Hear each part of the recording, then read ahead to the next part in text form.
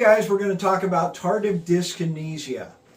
It's a side effect of a lot of medications, mainly antipsychotic medications, but you can also see it with antidepressants, anti-anxiety meds, anti-nausea meds, and seizure medications. So that's one thing to think about when you're dealing with this. It's not just the antipsychotics that I see advertised on a lot on TV.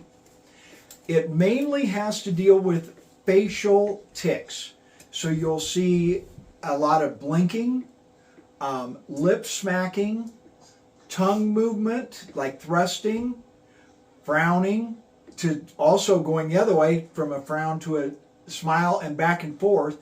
The other thing that you can see is finger movements, random finger movements, whether it be on the leg, whether it be in the air, whether it be stuff like this where you're doing that, okay? And then something else that you can see that it mainly happens in the elderly because their gait changes anyway as you get older, but that's a duck walk. So they're pretty stiff-legged and they waddle like a duck, okay?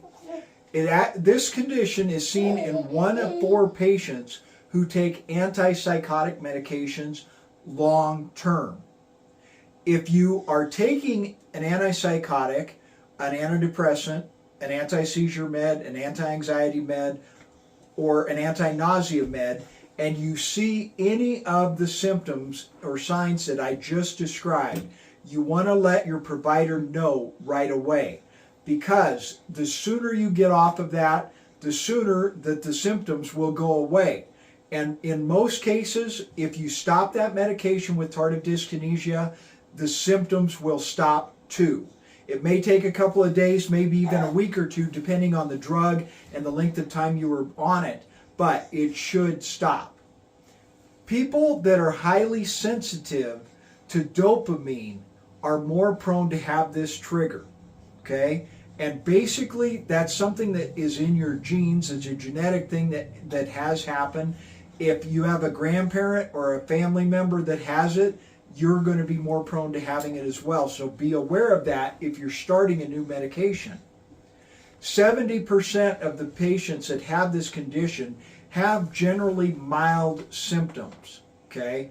But they can worsen with a higher dose or over time. So you want to be aware of that.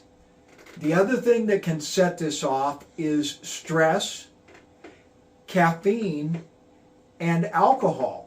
So you want to keep that in mind. If you're a coffee drinker, you may want to cut that back. If you like to have a beer every day, you may want to take that back, because those two things trigger it. Stress, good luck. We all know we deal with it every day. Okay? Rarely is this condition permanent. But when you stop the med, it should stop. Like I said, within a couple of days to a couple of weeks. The longer you're on it, the higher the dose that you've been on, the more prone you're going to have to taking longer. But in a few patients, they have seen continued problems long after they've taken the med. But it is a very small amount. 3% of all patients with tardive dyskinesia actually have it severe enough that it affects their life as far as quality of life issues with swallowing issues, breathing issues, speech difficulty, eyelid drooping, facial drooping, dental issues with cavities because you get a dry mouth from the movement of the tongue. It dries your mouth out, which makes you more prone to dental cavities.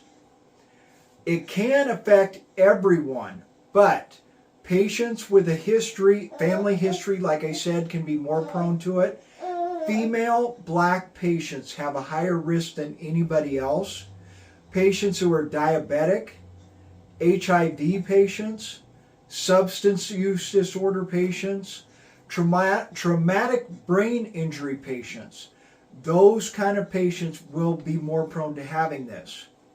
As far as drugs, I mentioned the antipsychotics. Really, the older antipsychotics are the real kickers. Any of them can do it. But the older ones like Haldol, fluphenazine, chlorpromazine, those are the ones that you're really looking at. but any of them can do it. As far as antidepressants, again, any of them can do it, but the ones that you see them more likely in are fluoxetine, generic Prozac, amitriptyline, venlafaxine, Effexor, trazodone, which isn't just antidepressant, some people use it for sleep as well, doxepin. Those are a few examples that are the worst culprits out there. As far as nausea medications, Reglan or metoclopramide, mainly in the higher doses, but if you are using it several times a day, that adds up, so remember that. Prochlorperazine is another one. As far as other medications, you can see seizure medications, lamotrigine, generic Lamictal, which is also used as a mood stabilizer, so remember that as well. And Dilantin or phenytoin. Really make sure you get your level checked on that, because you're really going to be prone to it if you're out of whack and your level is high. The other drug that you can see with this is lithium, which is another reason to make sure you're getting your lithium levels checked. Because again, if you're out of whack, you're going to be more prone to tardive dyskinesia. Now, kind of a weird one, but some malaria medications they use to treat malaria, which hopefully you're not going to be on long term, but you do see people taking them if they're traveling to Africa or Central America, areas endemic to having malaria. So a drug like chloroquinone may make you prone to tardive dyskinesia. Now, treating this disease state, the main treatment is by stopping the med or lowering the dose.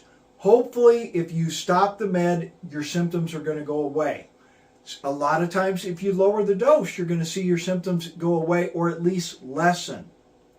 But you can do some other things. Botox injections into the face will block nerve signals that lead to the grimacing, the eyelid droop that can occur. Deep brain stimulation can block those same nerve signals that Botox does. If you're having good success on your medications and you don't want to stop it or you can't lower the dose, there are 3 drugs out there, new drugs, that are very pricey, but you would take in conjunction with your antipsychotic medication. Austedo, Xenazine, and Ingrezza are the 3 medications. Like I said, they are expensive. You may have to get a prior authorization for it. But there are some other medications that are older that may help out. You can talk to your provider about. Artane is one. Amantadine is another. Baclofen is a third. Something else that you can also try, a couple of supplements that have shown to help out, are magnesium and vitamin B6, 100 milligrams once a day. And on the magnesium, it was 500 milligrams once a day. I suggest you take that in the evening because it can help you sleep. Okay.